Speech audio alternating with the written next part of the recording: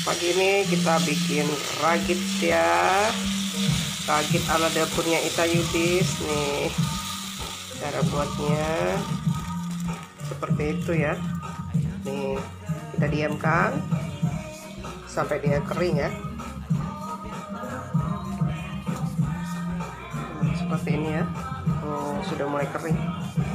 Bikinnya gampang sekali ya.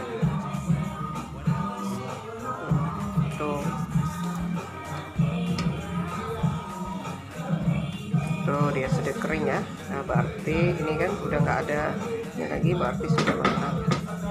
Tuh.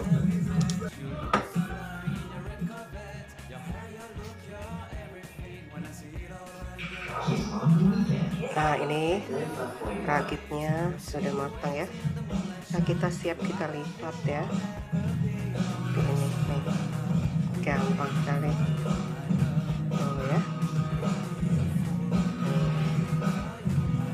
Tuh cantik sekali seperti ini ya.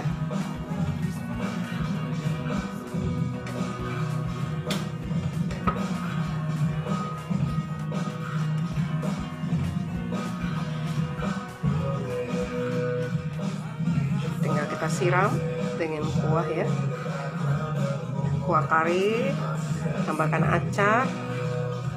acar timun dan wortel, irisan cabai rawit, dan taburin bawang goreng.